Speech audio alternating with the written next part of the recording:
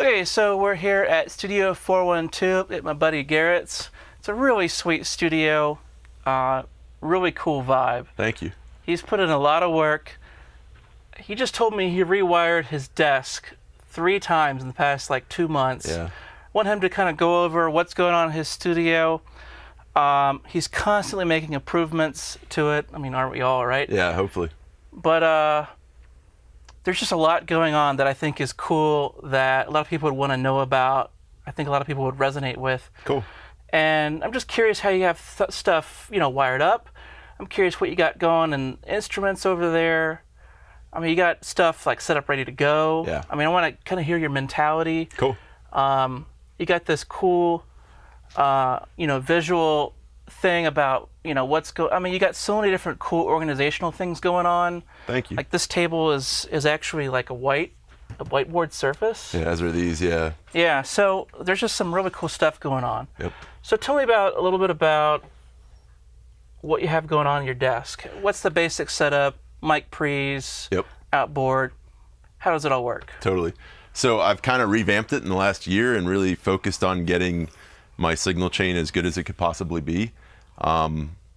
I don't have a million channels of great analog gear, but I've got 2, and for what we do here, that can go pretty far.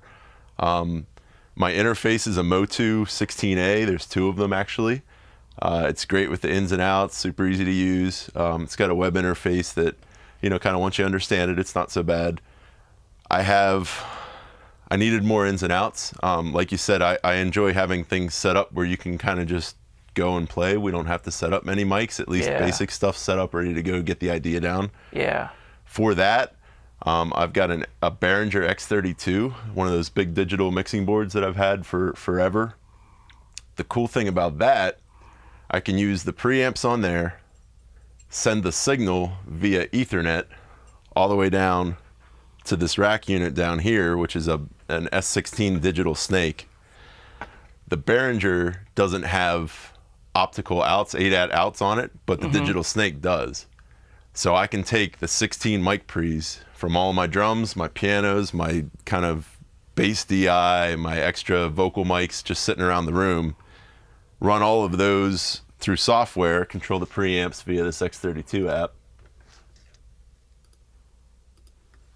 and it talks over the internet to that mixing board, which is connected to this snake, which is connected via ADAT to one of the Motus. So I'm not only getting, the 16 ins and outs on the Motu, I'm adding another 16, through the Behringer. Okay, so hold up. So Yeah. so you got a couple of layers going on here. Yes. You have the Motu, Yeah. which has its interface Yes. and all of its routing. 2 of them talking to each other. Right. Yeah. Then you have this whole subsystem Yes. of the Behringer Yep. digital stuff, right? Yes. And it comes in via ADAT to one of the Motus. Through a digital snake that's connected Ethernet to the actual board. Right, where the okay. pins are, yeah. And that just enables you to leave all this stuff hooked up pretty much, right? Yeah. So, I had that board and I figured I wasn't going to get much if I sold it, so let's put it to use. Let's use these preamps that are just sitting there. And then we could take any of those mics, take the kick drum mic and run it through my 500 series and compress and EQ it, in post after it's captured. Because I can't afford 16 analog mic pre's and compressors yet, EQs. Yeah. So someday, but for now, we can kind of piecemeal it. So say if you wanted to run kick through one of the pieces of gear in real time or whatever, how would you change it out from the Behringer system and plug it right into this system? Yeah, so I've got a couple of ways to do that. Hanging on some of these lights, I've got mic cables just ready to go. So I call these guitar A and B, and they've got excess little kind of lead here. And these go directly to my patch bay. And so from here, I can plug in any mic and set up another mic on the kick or replace the cable that's hooked up to the mic that I have already on that kick with this one. Dude, your studio is like a wonderland of lights and... Same thing over there. I've got 2 for the piano and 2 over here. I've got a yellow and an orange one that we can plug in, and they all go right to the patch bay. And so from there, I can plug into I've got a pair of Rupert Neve 517. So you have basically, you have various runs out.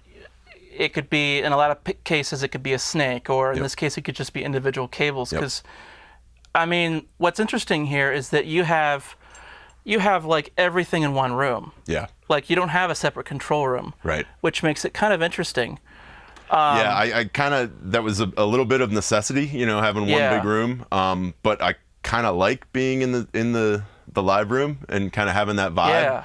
To me, I wanted to build something that was like my parents' playroom when we started playing music back in high school. You know, it was super, you know, casual and just like your basement. And I didn't want to have a sterile studio where you go in and you feel like you're going to break something and you're afraid to get comfortable and let loose. I wanted people to feel at home. And so I think having the live room be in the control room and being there with them, breathing the same air, and, you know, I think that helps. So yeah. So it's interesting how I never even knew to ask that question. Like, it's just been a part of your studio, but it's dawned on me because you don't even just to run, like I asked, your kick into one of your good pre's or whatever, you don't have to go through a snake. You just, you know, you can just use your, you know, go directly here because you're only a few feet away. Right. You know, and that's the same for like the piano over here. Correct. Like anything is just so immediate right there to the desk. That's the goal, which is kind of interesting. But it's also, I mean, how does this affect performance? And how does it affect your ability to just monitor sounds and hear what you're actually recording? Yeah, we play through headphones a lot. We do have a little vocal booth under the stairs here that I built. I kind of built a door and filled it with rock wool and put a bunch of insulation and some foam on the floor, which is cool. We can run amps in there. We run vocals in there. It's too small for acoustic guitar. But we can also run stuff up on the second floor of my house. I have like a little Airbnb area for, you know, if musicians want to come in out of town and stay and record. So we can use that area as well and treat it like a live room kind of sort of. The ceilings aren't as tall, but it works. And, you know, we haven't run into issues with it yet. We're pretty efficient. I like to have mics set up on everything and just ready to go, even if it's not, you know, the best mic. At least we can get the idea down and start playing a little quicker. And then if we need to go track it later, like, so be it. But usually, you know, it's SM57s and stuff. They're fine. It's not bad. It's just not the best, you know. Right, right. And that's a really cool philosophy, you could say, is that you're allowing music to happen right away as fast as it possibly can. You know, you're not just spending a bunch of time getting kick sounds and then meanwhile the artist is just kind of just checking out. Right. But you're just ready to go. Yeah. And on top of that, you can talk directly to people, you know? So there's lots of really cool, very organic things about this place that I think is really cool. Thank you, yeah. Yeah. And again, a lot of it was out of necessity. You know, I have one big room in the basement, and it's an unfinished basement, which is kind of good for me. These are, you know, exposed insulation on the ceiling. So, you know, essentially any soundproofing that I would have had to do with a finished place, I don't have to do here. You know, it's fairly dead. It's not super, super dead, but, you know, we don't need a ton of treatment. I've got some treatment on the walls, but this ceiling takes up a lot of it, especially with drums. You know, it's not bouncing around everywhere, so it's not super, super overwhelming. So how often do you do like a test recording and then you got to go back listen to it because you're in the same room, you know? Like, is that usually what you have to do? Yeah, we've got some drum headphones, so they'll help isolate a little bit, and so we can at least hear in headphones and get a little bit less bleed from the room. So we'll use those drum isolation headphones. I've got in-ear monitors too that are pretty deadening of outside noise, so we can plug those into headphones and listen to that. And it seems to work okay. Usually stuff like, you know, if it's an acoustic guitar or whatever, we can kind of listen through headphones, do a little check recording, and then play it through the speakers if we want. But generally, it's working all right. You know, the stuff with the amp, if we shut that door, you know, there's still a little bit of bleed into the room, but you can really hear what the speakers are hearing. You know, what the mic's hearing. And move the mic around and come back out and really hear a difference. You know, so that helps. Yeah, very cool. So talk me through just let me just move over here. Cool. Talk me through a little bit about what you have going on with the gear in your racks here. Totally. So the 500 series stuff is pretty cool. I like that I can, mix and match between pre's and EQs and compressors or whatever else I need. Like I said, I don't have 16 or 32 or 100 channels of great analog, signal chain, but I've got, 5 great preamps and 2 really good compressors and EQs. I can kind of get by. We were talking about that 517 before. That thing's been great. I've also got a Tone Lux MP5A, so that's another compressor. It's got 2 stages of volume control, whereas the 517 only has 1. So you get your FDR, and then you get your gain, and then FDR I think is like basically the makeup, kind of at the end, the main output. After you get the gain where you like it tonally wise. There's a tilt control on here, which is cool, so you can tilt it towards the bass or the treble EQ if you want, or leave that off. It's also got DI for, guitar, bass, whatever. I like that you can plug a mic in right here too, so you don't necessarily need to go over to that patch bay. If somebody's just standing right here and singing, you can plug right in. Yeah, that is nice. The Hairball Audio Lola is pretty cool too. I like the DI on it, and you can really kind of crank the gain on the pre, and it's nice. It sounds great. This unit's a little weird. It's a radial EXTC, so it's a reamp and a DI box, and so it's got a send and receive on here, and you can blend the levels, but essentially you can put an effects loop on any audio, so you can run any pedal you have, guitar pedal wise, in this chain and send it vocals, drums, bass. Yeah, cool. that right there is something that I definitely want to get. It's I mean, neat.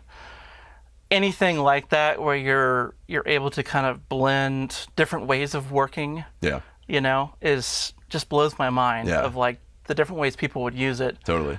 The possibilities. Yeah, Tom and I start talking about it, and we could do this. Well, yeah, but then what if we did that on top of it, and it starts to, inception. It gets a little crazy. It's cool. The last piece on the top row is an SSL stereo bus compressor. It's awesome. Really, really like it. So I guess we can kind of get into how I mix a little bit, because those are my pre's. Basically, these are all my inputs. So if it's a, DI or a preamp or, kind of reamping effects and stuff, that's all in the top row. And then the stereo bus compressor is like, the last piece that will go out to the speakers. The row below it, I've got 2 compressors, the Tone Lux TX5Cs, and they're really cool too. I've got 2 EQs, the PEX by Lindell Audio. What is it? The PEX 500. Those are like Pultec type style EQs, totally, right? Totally. With the boost and the cut for each frequency. Exactly. Yeah. Precisely. Yeah. How do you like those? I haven't asked you. They're cool. I've never obviously used a real Pultec, so I'm sure they're way better, but it's better than a plug-in. It sounds awesome. I love it. How do they compare? Do you know yet? Because I know you just got the warm audio. Yeah, I just got that warm audio. So and that's again another Pultec style EQ. So similar controls on each, which is nice. It'll be hopefully easy to translate one to the next. But I need to kind of shoot them out side by side. I just got that warm audio stuff last week. I've also got Alicia, I believe it's pronounced. Their envelope, and that's cool because you can run stereo or separate mono channels. It's got a couple different things going on with it. It's got, and they call it it's almost like a compressor, but you pick a frequency, and then you pick whether you're going to boost or cut it, and then whether you want to do that on the attack or on the sustain.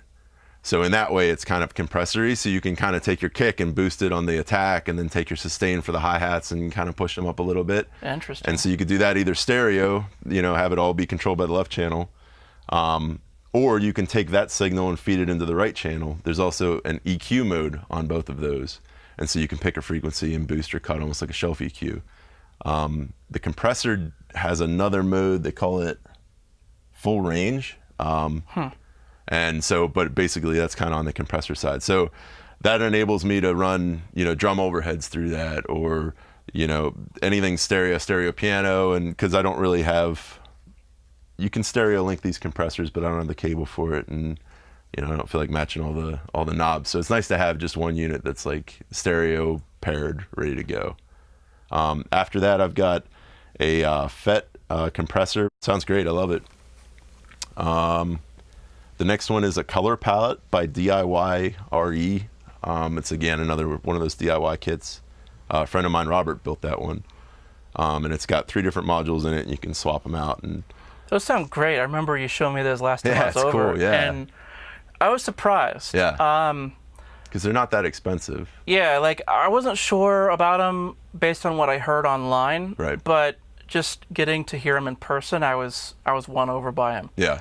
And it obviously depends really on what good. you're putting through it. You know, it's for certain stuff, but it can sound great. Yeah.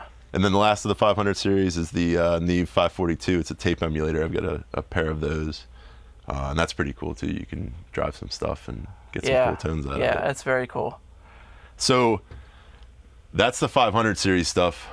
The way the audio is routed is a little bit complicated as well. When I'm mixing from Logic, I have 8 stereo buses that I send to, and down to the left of my knee there, under that kind of Hannibal Lecter grill, so I don't touch any of the knobs, there's a Tone Lux OTB 16. It's an out-of-the-box mixer, and so it's got 16 ins or 8 stereo pairs, which is the way I have it. And then you hard pan them left and right, each one. And so I'll have my drums, my bass, my vocals, background vocals, guitar, lead, synth, and then like an effects bus for like little reverbs and all that kind of stuff. So instead of just having 2 outs on my computer, I've got 16. Right. All running through that analog stuff, the output of which gets summed into left, right, and goes through this stereo bus compressor. Nice. And then I leave an open channel in Logic and just monitor that. Right. Nice. So it sounded great. So I'm kind of cheating the system, getting a little bit of an analog signal chain. But I think you and I both have started doing that, and I think is that something you learned from Eric, or? I think so, yeah. And just kind of, he definitely showed me this SSL stereo bus compressor, and that's kind of what got me going. Once I heard his and what it was doing, the mixes. You know, obviously he's great at mixing and whatever gear he has, but that seemed to really help. Yeah. And so it was nice to be able to kind of invest in one piece of gear that really helped all of my sound, you know, and not just guitars or vocals or whatever. Oh, I mean, the last mix I heard, I was like, wow, that sounds... Thank you, yeah. It almost sounded like an Eric mix. Oh, thank you, wow. I mean, don't tell him. Yeah, obviously, yeah. I mean, you're like really getting up there, Wow, man. I appreciate that. That means a lot, thank you. Yeah, it sounded really good. Thank you. It had like that wideness and the clarity. Wow, awesome, yeah. And maybe it's just the flavor of how you're using the compressor, but I'm like, wow, that really does sound That's great like news. that Awesome. kind of way of mixing and working, you know? Thank you. Yeah, I appreciate it. Okay, cool. So why don't we have a look around the rest of your studio and show me some of the instruments that you got going on. Perfect. And maybe any mics that you have set up. Mm-hmm. So I kind of built this a couple weeks ago. I wanted to have one place to kind of play kind of keyboards, and I threw in a little percussion there as well. I got a grandmother from Moog, which is great. Really, really cool. I initially had a DFAM from Moog, which is also very cool. But the tempo on the drummer from another mother is very, very sensitive. So if you bump it, it changes. So I was thinking it'd be great to get a way to, you know, connect to Ableton or Logic or whatever DAW I'm using and control the BPM for this analog instrument. I was looking at a number of options, but kind of wanted to have a keyboard synth as well. And so the grandmother kind of fit the bill. It's got USB connectivity, and then I can CV, control voltage, send the BPM to the DFAM and kind of sync everything together into the digital BPM, which is great. I've got a little Casio weighted piano that's connected USB, and also, you know, just audio wise, it's got a couple cool settings, but it's nice to be able to play a weighted keyboard USB. Yeah. Another kind of Alesis, just crappier, non-weighted keyboard, and then that Yamaha drum machine, which is really cool. Same thing with MIDI, but it's got some cool sounds on it too. I've got a number of instruments, guitar-wise, a Fender Sonic Duo Sonic. I'm not quite sure which one it is. It's nice. It's got a little shorter scale on it, so you know, it's a little bit different. I like that Telly. It's got a left-handed neck. I bought that in San Francisco when I was visiting some friends over there. And gold sparkle. I'm a big Steeler fan, so anything black and gold catches my eye. PRS, Gretsch. We've got all sorts of just kind of random things to get a number of different tones, you know. With the theremin over there. Theremin, yep, another Moog. Cello. A friend sold me his cello last January. Yes, I've had that just over a year. This electronic drum set is great. The Roland. tons of different sounds on it. And again, the nice thing with the MIDI, you can sync up, notes and then make it all sorts of crazy different sounds later. Mesh drum heads on there, so it feels a little more. And you could just grab pads and put them on an acoustic kit and kind of get a hybrid kit going. That's what I was using this for, this DTX. It's got a mount, so it can mount right onto my kick drum. And so I can set it up in an acoustic kit and have a real kick, real snare, and then anything I want on top. Bunch of acoustics, classical, 12-string. Yeah, kind of everything you would need. A shelf of, vibra slaps and all the crazy, just random. This a vibratone. Have you ever seen one of these? Just random whatever. This is the kind of crap I threw away a long time ago. Yeah. I go on Amazon and whatever's under $10, I'll kind of watch and pick up. Yeah, so it's fun. This is the 80% that only gets used maybe 20% of the time. Oh, way less, 5, yeah. But it's here, and when somebody's like, I wish I had, it's like, is it this? Oh yeah, that's it. So, yeah, it's fun. It's neat. So we got a Tama Superstar kit. It's great. Sounds awesome. I just changed the drum heads a couple weeks ago. I've never had a drum kit before this one. I got this 2.5 years ago, I guess, when I moved here. And it sounds great. So because I've never had a real kit, I've never tuned drums before. So I found an app, some drum tuner app, and once I got it working, it sounded really, really good. So it's nice having the drum kit in tune for the first time, What app was that? Drum Tune Pro. Interesting. Yeah, and so you can pick you can set up different presets. And you tell it what drums you have, the size, and how many lugs there are. And then you say, okay, I want this drum kit to be in the key of G. And it'll say, okay, do you want a major triad, a minor, do you want, whatever. And so you can say, okay, give me my kick and my snare in G. Go up to, the third for the high tom, the fifth for the low tom, then the floor will be, the octave of the kick. So it'll be like G, G, G on your kick floor to snare, and then your 2 toms will create, your power chord basically off of that. It's pretty wild. So how does it tell you what to do? So then you tell it, okay, once you strike the note, do you want that pitch to stay where it is? Do you want it to rise at the end, or do you want it to fall? And that'll determine what the resonance head should be. And then as you make those decisions, you let the mic hear, you kind of strike it once in the middle of the beater head, and it'll say, okay, you're at this hertz, and you need to be up 20, you're down 10, and then you kind of just go around and like you would tighten a normal drum head, and flip it over to the resonance head, and it says, okay, if that last one was 79, this should be 84 because you want it to rise, or whatever it is. And then, you do that for all the drum heads, and that's nuts, good. Man. Yeah, it's wild. I didn't you should know try it sometime, yeah.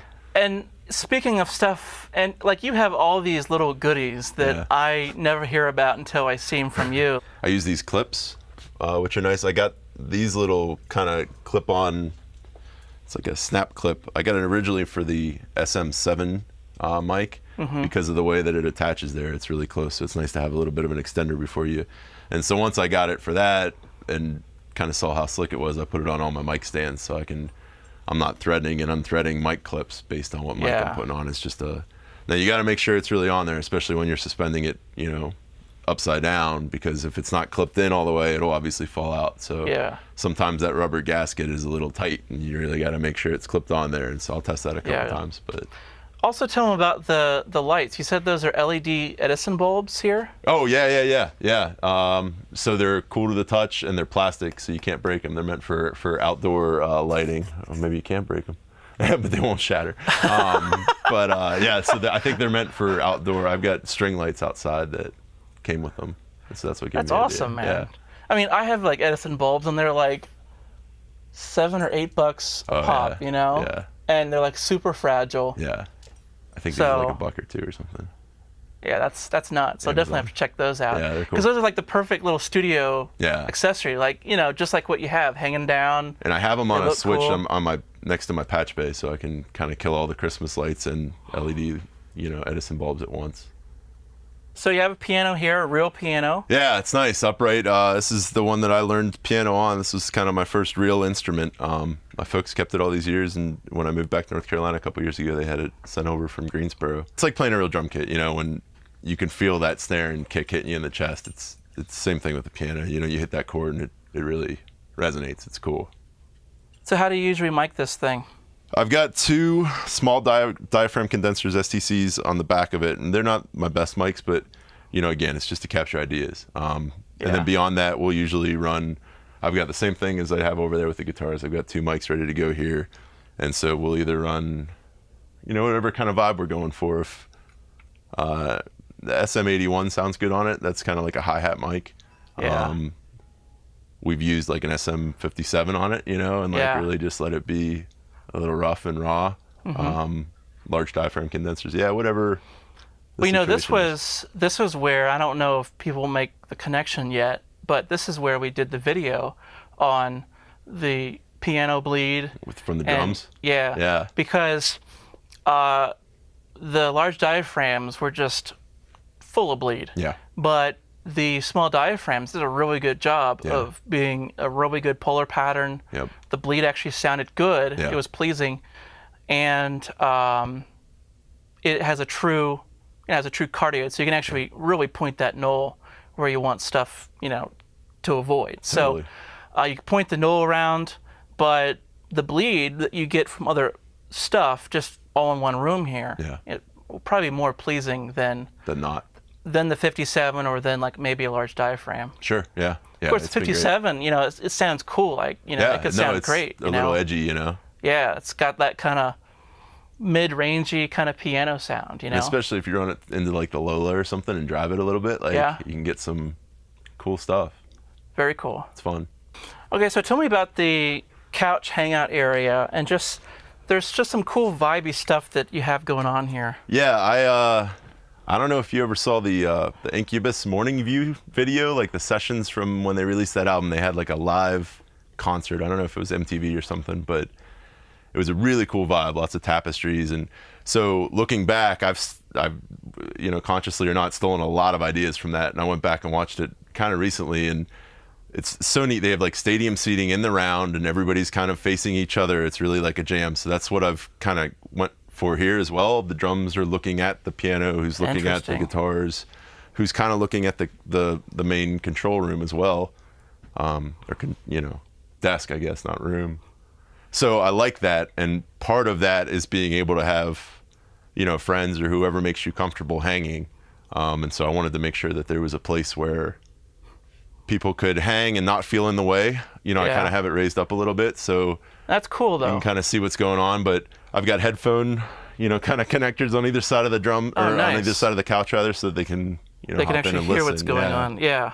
Especially when a band is in, if somebody's doing guitar, or especially acoustic guitar, and we're not listening on the speakers. They all don't want to crowd around my computer, and they want to sit and hang and have a beer and throw on headphones and listen. So it's good to have that. That's super nice.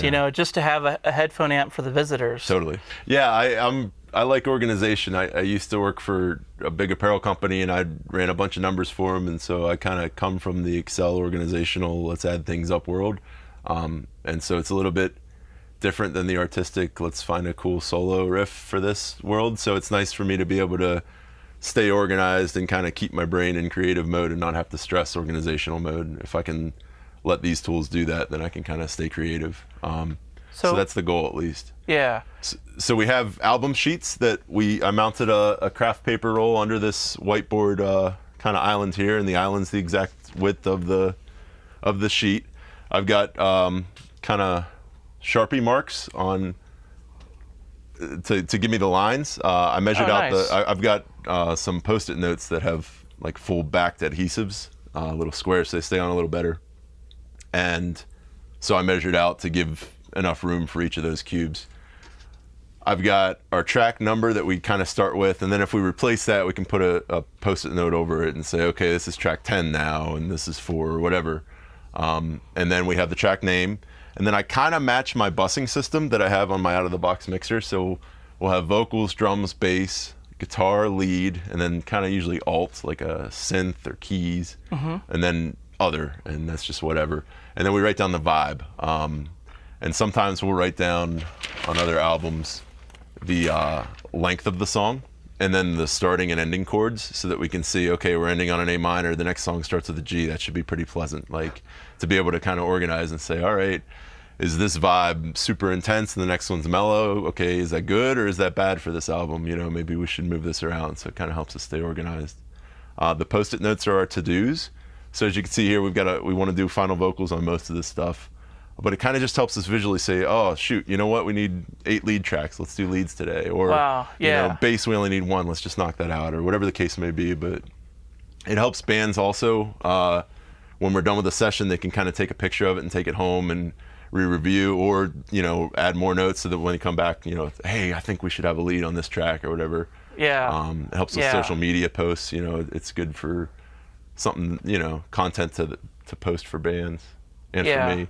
I made a little kind of grid that fits inside the whiteboard so I can, you know, make my lines super straight and, again, have the Sharpie marks on where the dividers are. So it's working out well.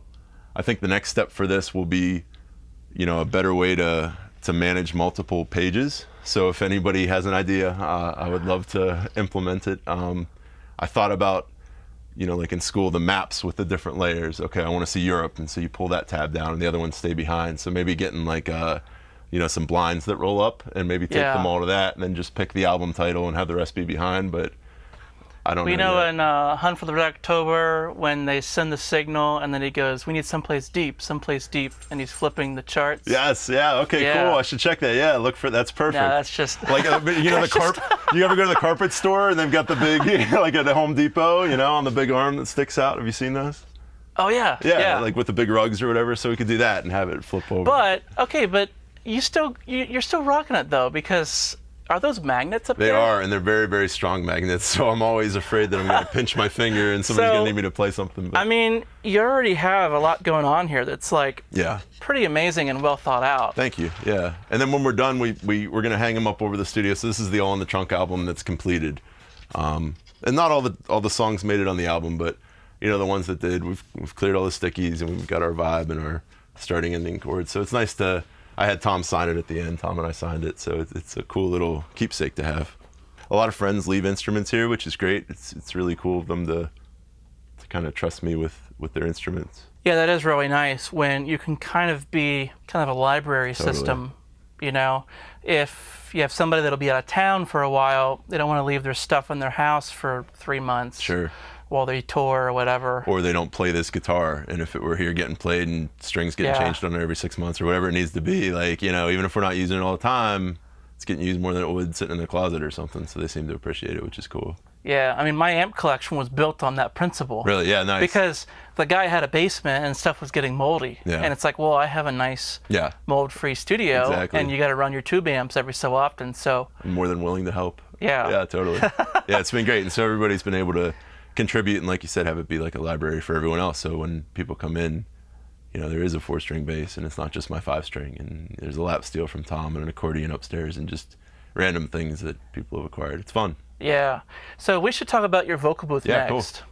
Yeah, so we didn't really have room for a proper vocal booth, but we did have some space under the stairs, which is a trick I used in Baltimore as well. And so I kind of brought it here. I found the foam from, I think, thefoamfactory.com. It was pretty cheap. I believe it's 2 inches deep, and it's like that diamond pattern. I put some thick rubber on the floor, so it's nice and absorbent and soft to stand on, but also grabs a lot of sound, which is cool. I've set it up so that even though there's no line of sight, we can still kind of visually see the person in here. We've got 2 iPads. We've got the one on the left is usually on FaceTime with an iPad that's to the left of my computer screen so that we can see each other. And you got to remember to put those on mute because otherwise they'll just play the sound and get picked up by the mic. The iPad on the right is usually streaming the computer screen so they can see the project and Logic and where we are and when the chorus is finishing or whatever. Yeah. I also have 2 amps in there right now, kind of stacked. I've got in the back is a Fender Hot Rod DeVille with 410 speakers and 60-watt tube amp. It's crazy loud, but I found a little volume attenuator that you can plug into the effects loop, and so you can push the tubes but still keep the overall volume a little bit more reasonable. And so that, combined with the vocal booth being shut, you can really kind of hear what the mic's hear. Yeah. Even though you're not very far away. Yeah. you know. So you use it for guitar and vocal pretty much. Yep. Yeah. Totally. Very cool. Yeah.